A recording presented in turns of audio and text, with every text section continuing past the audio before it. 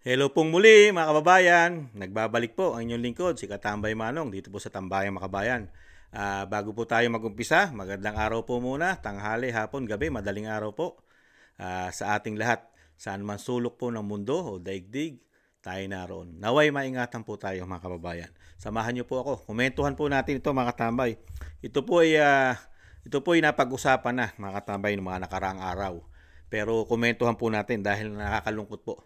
Dahil kay panahon na po na talagang sana po kuligligin po natin o talagang kalampagin natin ang mga mambabatas at sana po may tumayo pong presidente at sana po ang susunod na presidente hangga't maaari talagang buwagin na po ito. Buwagin na po ang paghawak po ng pera sa institusyon ng Senado at Kamara. Bakit po? Ibang klase po sila mga tambay. Yung pera po ng bayan, pinagkakakitaan po pala nila ng napalaki. Talagang kumikita po sila rito ng napalaking pera. Lalo rin sa sinasabing project ng gobyerno. Sila ang kumukontrol ng pera. Sila ang naglalagay ng mga budgeting sa mga ahensya ng gobyerno. Ang nangyayari, para pala silang mga kontraktor o kumikita sa mga kontraktor. Namumorsyento po ng napalaki mga kababayan. Lalo kung maaprubahan po ang project. Ganito po, meron po isang senador na binunyag po ang style o ang gustong mangyari ng isang napakagaling na senadora na isa rin pong napakagaling na abogado po yata, nagpapaka-abogado. At ito po ay may issue rin sa PhilHealth. Nung panahon na siya ay nagtrabaho sa PhilHealth, malaki po ang issue nito, si Senadora Risa Hontiveros. At pag-usapan din po natin ang ginagawa po nilang kaperahan natin sa institusyon din ng Kamara. Unahin muna natin si Risa Hontiveros at komentuhan po natin kung ano po ang ginagawa nila sa pera ng bayan, kung paano nila pinagkakakitaan ng napakalaki yata. Pakinggan po natin. Will you insist on building condominium dahil kikita ka doon sa contractor ng condominium na may porsyento ka doon kaya pinag-i-insist mo yung condominium? Yung mandate nyo is for the homeless and the poor. Yun ang question ko sa DSUD. Bakit pinaprioritize yung middle class when your mandate is to help the poor and the homeless? Dapat yun ang first priority. Kahit sa condominium, sinasabi nga po ng DSUD na pati ang condominium ay for the poor as long as may interest subsidy. So, mahal ang condominium eh. So, it's not for the poor and the homeless. So, paalisin sila doon sa lupa na tinitirhan nila, tatayuan ng condominium, hindi naman nila kaya yung condominium, where will they go? Mr. President, the target market is the poor and the homeless, di ba? Of DSUD. It's not the middle class. Can I get an answer from that? Kasi yung binasang mandate ni Senate Minority Pro Leader, it says that yung mandate nyo is for the homeless and the poor. Yes, Mr. President, good gentlewoman. And that is why sa existing budget ng NHA, meron nga din pong 1 billion pesos para sundin ang utos dun sa Mandamus at isa pang 1 billion pesos para sa housing for victim survivors of calamity. So, total of 2 billion sa NHA budget para pa lang sa dalawang programang yun. That's for the middle class. That's not for the poor. Ito pong government funds heavily subsidizing yung housing programs for the poor. Kaya in the magnitude of billions of pesos. Yun namang pong disenyong... Sabi mo, wala sa budget eh. Isusingit pa lang sa budget pero ang priority would be the condominium. Na sinasabi mo 3.2 million units. Wow. By 2028. Wow. Yun ang question ko sa DSUD. Bakit pinaprioritize yung middle class when your mandate is to help the poor and the homeless? Yan. Yung pong binanggit ko, Mr. President, na mga ipopropose pa lamang ng DSUD, na public rental housing at saka yung dalawa pa. Bukod po doon, yung existing na pinagkakagastusan ng gaan ng NHA. So why are you prioritizing the 3.2 million condominium for the middle class when your mandate is to help the poor and the homeless? Dapat yun ang first priority. In fact, that is Ayan, mga tambay. Totoo po yun. Kung priority mo pang may hirap. Pero ang sinusulong po ng isang senadora ay pang condominium, pang middle class. Kakayanin ba yon? Eh, hindi naman po nila nililibre yan. Di ba? Ibang klase, no? Kasi malaki po ang kitaan yata. At sinabi pong porsyentuhan. Ibang klase po. Talaga po pala ang senadora Hontiveros, hindi po pala ito makamasa. Hindi po pala ito makamahirap, mga tambay. At priority niya po ay puro condominium. 3 million mahigit na condominium. At yun po ang priority. Mga kababayan, ibang klase po ang lakaran ng pera, no? Pera ng bayan, talagang nagagamit po yata. At sanay na sanay po yata sa kitaan. Ang dating Senador Risa Hontiveros, di po ba mga katambay, nakakalungkot, ano? Naalalaman po natin, mismo sila, binubunyag nila sa isa't isa. Ang kanilang mga modus yata, mga katambay, lalo po sa mga kitaan. May kikita po kasi dyan eh. Pagka yan po, di ba, ini-exist nila yung budget na wala naman, hindi naman priority. Mas priority po yung mga pabahay na kayang abutin ng mga mahihirap. Kayang bayaran ng buwan-buwan dahil yan hindi naman halos libre yan. Pero condominium, hindi nga kakayanin ng mahihirap yan. Dahil yung makakain nga lang, problema na nila eh. Bibigyan mo pa ng condominium. Di ba? Ibang klase itong si Senadora. Ibang klase. Pakinggan naman po natin ang sa institusyon naman po ng Kamara. Tingnan naman natin kung paano naman sila humawak ng pera ng bansa. Ito po, nakaraan pa po ito. Medyo na-i-vlog ko na rin ito eh. Pero ulitin po natin kung paano po sila manlinlang, kung paano po nila linlangin ang taong bayan doon po sa budget na hinahawakan po ng institusyon nila. Yung kanilang proposed budget, biglang lumolobo pagdating po sa BICAM na isisingit dahil walang public hearing. Ibang klase po sila. Pero galit na galit po sila sa public hearing po sa mga ahensya ng gobyerno. Lalong-lalo po sa Office of the Vice President. Galit na galit po sila sa budget ng Office of the Vice President. Pero yung budget po nila, walang public hearing. Dito po, babanatan po sila ng isang broadcaster na si Ted Filon. Pakinggan po natin si Ted Filon kung paano po napaamin ang sinasabing makabayan. Makabayan Black ito Hindi si Kamanong ito, mga tambay. Hindi ko kagrupo ito. Hindi ako grupo ng ganitong klaseng Makabayan Black. Pagka ganitong klaseng Makabayan Black, hindi ako sasama riyan. Hindi ko sasamahan yung mga ganyang pulisiya at ganyang paniniwala. Makabayan Black, pero pinag-uubra mo yung korupsyon na napakalaki na ayaw mo ibunyag. Kung ikaw ay makabayan, yung mga dapat na papabor sa bayan ang pinoprotektahan mo. Bakit pinoprotektahan mo yung papabor sa mga nagpapayaman? Yung ba ang makabayan? Ibang klaseng makabayan ito. Ang dala-dala nito ay Makabayan Black. Pero ang pinoprotektahan puro mayayaman. Ibang klase. Pakinggan po natin to. In-interview niya po rito ang napakagaling at hindi po sumusuporta sa mga kaliwang grupo. Si Arlene Brosas, mga katambay. Tingnan niyo po kung paano ito, real talk. O si real talk ni Ted Filon. Tingnan niyo po. Lahat ng bureau pinasisipot ninyo bakit mo pinag-uusapan na ang budget mismo ng Kamara, ba't walang committee hearing na para na mapapanood namin? Tama. So kaya nga po kayo doon nag-poprotesta sa Office of the President, di ba? Sabi ho ninyo, bakit to? Bakit may parliamentary courtesy dito? Ba't may ganito? Dapat magtanong kami.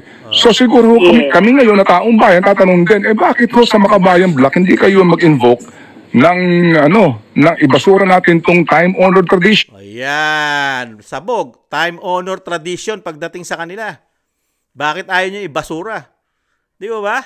Pagkadating sa budgeting ng Kamara, kasama ang isang Makabayan Black na si Brosas, si Arlene Brosas, wala sa kanila. Exempted sila. Exempted sila. May tradition sila. Hindi po pwedeng i-public hearing. Ibang klase, no? Exempted. Kaya panahon na i-demolish yung pera na dyan. Dyan mo ilalagay ang pera ng bayan sa dalawang institusyon na yan.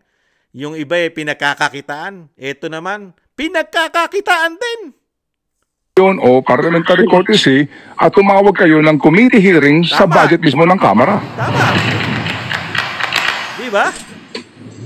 Sabi nga po ninyo, public office is a public trust, no? And then, pag pinag-uusapan natin ang budget, kailangan talaga suriin natin yan lahat. Tama. Hindi hubat sa nagdaampong mga budget deliberation din, gawin ko kung halimbawa, para po sa budget ng House of Representatives, 2023 budget, no? Sa NEP, 16 billion lamang. Paglabas po ng GAA, 28 billion na. Wow! 11.6 billion ang naidagdag. Wow! 2023 ha. 2024 sa NEP, 16.5 billion lang. Paglabas ng GIA, 28 billion na. 12.1 billion, 73% ang in-increase. Grabe. Tanong namin dito, kailan pa po nagkaroon ng open public hearing para pag-usapan po ang budget ng Kamara? Yeah, actually ano yan, kasama yan sa dinidiscuss kapag deliberation ng budget. So Discuss. nagkakaroon ng portion kung saan dyan ay... Kailan pa po ito? Kailan pa po ito pinag-usapan in open hearing at who defend the budget of the House? Tama. Ang nagde-defend po niyan ay member of the House din. Wow. Kasama siya doon sa plenary deliberation. Pero wala ito So, sa every time, committee, ma'am? palaging pahuli yan eh. Wala ito sa committee? Sa committee, wala po sa committee. Ay, bakit wala sa committee, ma'am? Bakit wala sa committee? Considering, ma'am, Madam Chair, na lahat ng departamento, lahat ng bureau, pinasisipot ninyo eh. Oo, tama. Bakit pa pinag-uusapan na ang budget mismo ng Kamara, ba't walang committee hearing na para na mapapanood namin? Tama. Ano po siya, kasama siya ng parang mga attached agencies din na dinideliberate. Oo nga no, wala po sa committee hearing yun. Anong attached agency? Anong attached agency eh? The House is one sole independent entity. Paano attached agency? Saan to naka-attach eh? Sa legislature, dalawa lang naman sila eh. Senate and the House. Tama. Oo. But usually, nakalagay siya sa ano tawag dito, Malusot. sa plenary deliberations nilalagay. Hindi Pero wala sa committee. Wala sa committee, oo. But is that appropriate? Actually, that has been tradition. Yun. Doon tayo pupunta. Ito yung time-honored tradition. Time-honored tradition. Di ba, ma'am? Ang tawag doon, Grabe, no? Grabe. Grabe sila mag-hocus-pocus ng pera natin. Time, honor, tradition lang. Hindi walang public hearing. Sila lang. Mga congressman, by cam. Sila nag-uusap. Tradition. Ganitong klase. Senado. Sa Senado naman, ganun din. Tradition din yan. Time, honor, tradition ng kanilang budget. Saka sanay na sanay po, di ba? Kaya tama po yung sinabi ni Vice President eh. Naniniwala po sa ang inyong lingkod na talaga sanay na sanay po sila magdagdag. Dahil mismo ang DepEd, nung siya'y Secretary 2023, 2024, dinagdagan din po ng 2 tao sa institusyon ng Kamara ng how many billions ang pondo, ang proposal o proposed budget ng Office of ng DepEd na pinangungunahan po nung time na yon ang secretary ay ating vice president. 'Di ba? How many billions yung dinagdag po doon. Ganon din po pala ang ginagawa nila sa kanilang institusyon. 16 billion mahigit, naging 28 billion mahigit. Gaano kalaki ang idinagdag? Matindi, no? Yung proposed budget nila, yung proposal budget ng Kamara, 16 billion lang mahigit. Pero pagka lalabas na sa GAA, mga tama, iba na, no? 28 plus billion na. How many billions ang naidadagdag? Mahigit 12 billions? Mahigit 10 billion? 2023, 2024. Paano pa ngayon 2025, next year? Gaano kaya kalaki naman? Ganon din po, Senado. Iisang institusyon lang yan. Kaya ganon din po. Marami po silang idinadagdag na plus. At pinagkakakitaan talaga nila. Katulad po niya, no? Si Senadora Risa Hontiveros. Yan, nangungumisyon. Yata dahil binunyag po ng isang Senadora Cynthia Villar. Maluluko mo ba si Cynthia Villar? Diyan sila yumaman sa housing. Kaya mo ba lukuhin yan, Risa Hontiveros? Pagdating sa proyekto ng housing, alam niyang malaki kitaan dyan. Lalo ang komisyon, senador ka pa naman, di umano. Kaya panahon na mga kababayan, panahon na talaga, nabuwagin na po ang pera na hinahawakan na ito.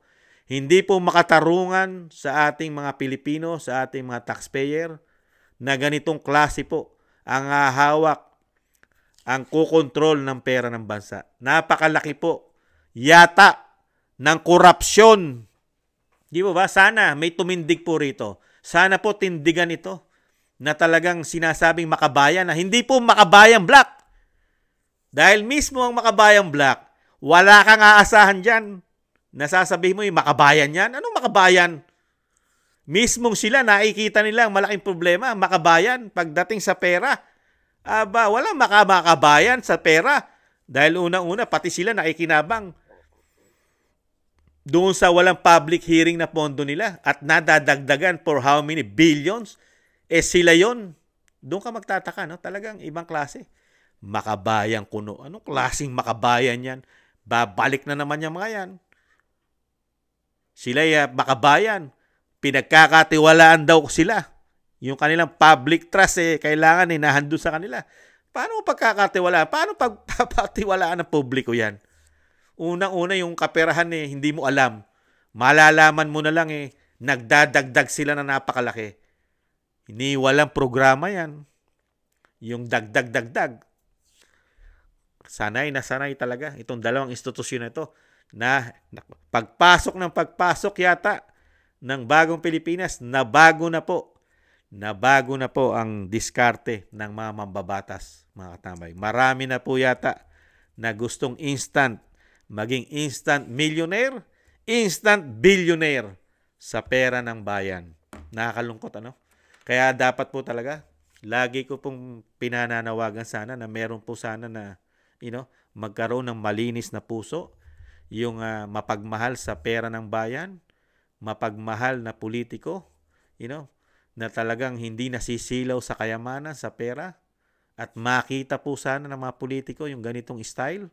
At sana rin po makita ng politiko o presidente, pagtulungan po sana ng susunod. Kasi ngayon sa bagong Pilipinas, hindi po priority ng Pangulo ang malalaking korupsyon. Wala po yatang pakialam. Wala po nakikita ang Pangulo ngayon ng korupsyon.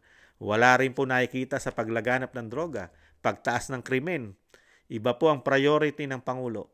Sa susunod na Pangulo po sana, sana po, i-priority po sana ng susunod ng Pangulo ng Pilipinas, i-priority po sana, unahin po ito. Unahin. O kaya, sa darating po sana, bago Pangulo, matagal pa Pangulo 2028 pa Next year sana, yung lahat sana tatakbo ng mambabatas, sana makarinig tayo na i-abolish nila kung sila'y mananalo. Dahil wala pa naman hindi pa naman napapalitan ng Pangulo. Hindi natin malaman kung kailan siya papalitan kaya. Dahil pati ang ating mga mga sundalo, ang ating mga AFP, ay wala pa silang nakikitang problema yata sa bagong Pilipinas. Dahil wala naman tayong aasahan sa PNP yata. Nakatamay. Dahil ang PNP, iba po. Ang tinatrabaho po ng PNP ay mga Duterte. Iniimbestigahan nila ang mga Duterte, lalo sa war on drugs. Kaya wala pong aasahan ng bansa, ang mga Pilipino sa PNP. Dahil unang-una, ang droga sa PNP ay isang vitamins, dagdag energy. Ano aasahan mo riyan? Kaya dito po mga kababayan, sana po marinig po natin sa mga politiko hanggang hindi nababago po ang ganito pong pulisiya na ang nangungontrol o kumukontrol ng pera ng bansa ay dalawang institusyon lang, Senado at Kamara. Hindi po matitigil ang malawakang korupsyon sa ating bansa. Pag ito po ay nabago, na-demolish po ang paghawak, kasi po ito ay batas Nasaligang batas po ito na sila kukontrol Sila hawak, sila ang magbabalangkas, sila ang mag-iimbestiga, sila ang hawak, sila lahat ang may kontrol.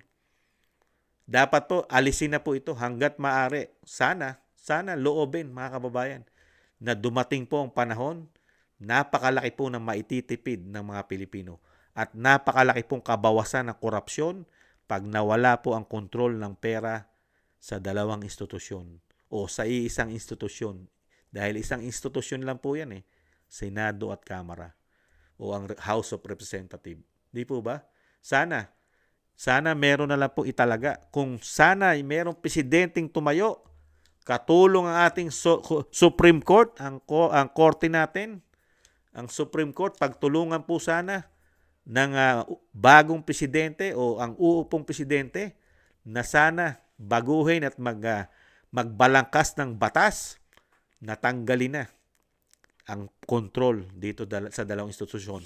Maglagay na lang po ng isang departamento na doon na lang at ang magiging trabaho na lang po ng mga senador at congressman, sila naman ang mag-iimbestiga kung paano po yun, kung paano po yun dinistribute ng tama ng isang institusyon o ng isang departamento ng gobyerno na hawak ng pondo ng bayan. Sila na po ang magbibigay sa bawat ahensya at sila na rin ang magbibigay ng budget sa House of Representatives at ganoon din po sa Senado. At yan na rin po. At para po hindi na rin po nila makontrol ang COA, makapagtrabaho na rin po sana ng ayos ang COA kasi nakokontrol din po ng House of Representatives yata at ng Senado ang COA. Kung tatanggalin po sa mga politiko ang kontrol ng pera, baka hindi nila makontrol masyado ang COA. Dahil mismo ang mga congressman, Senado, sila ang nagmamanage ng mga pondo, pati pondo ng COA, sila ang nagbabalangkas, pati Supreme Court. Di po ba? Lahat ng ahensya. Kaya nakakaroon po ng paboran, merong mga palakasan, pabor na nangyayari sa ating gobyerno. Kaya napakalungkot po, Mababalitaan mo ganito. Yung kiyaangas, kiyayabang sa Quadcom Committee, akala mong kaililinis ng mga politiko, Ang mga senador, ang mga congressman, parang mga walang tinatago. Kung magbintang sila ng korupsyon, yung kanila nakatago. Walang public hearing. At yung kanilang MOOE, napakagagaling. Extraordinary expenses. Liquidation by certification lang. Pero sila pa yung napakalinis sa tingin nila na lingkod bayan sa ating bansa. Sila pa ang napakalinis sa tingin nila. Kung magbatiko sila sa mga ahensya ng gobyerno, lalo sa Office of the Vice President, kung batikusin nila, kala mong sila'y walang itinatago sa taong bayan. Lalo ang Senado at Kamara. Ngayon, mababalitaan mo, mga nangungumisyon. Tapos nakatago. Walang mga public hearing sa mga Pilipino ang budget. Tapos maririnig natin mismo sa kanila yung budgeting nila, yung proposal o proposed budget nila, tumataas na sa actual. Biglang lumolobo. Ibang klase. Kaya sana dumating po ng ating bansa, lalong-lalo sa kaperahan, ay maayos pa po. Panahon na po para maayos po talaga ang kaperahan natin. Hindi na po nagtitiwala ang mga Pilipino pagka ang kukontrol lang po ng pera ng bayan ay ang House of Representatives at ang Senate. Hindi na po katiwa-tiwala ang dalawang institusyon na ito o ang isang institusyon na ito. Hindi na po katiwa-tiwala pagdating po sa paghawak o pagkontrol ng pera ng bayan.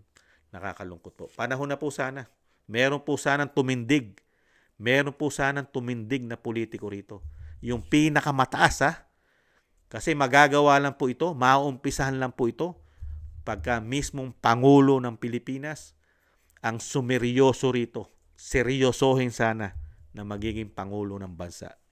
Muli po mga tambay, maraming salamat po sa mga gusto po ng ating Tambayang Makabayan sa YouTube at TikTok.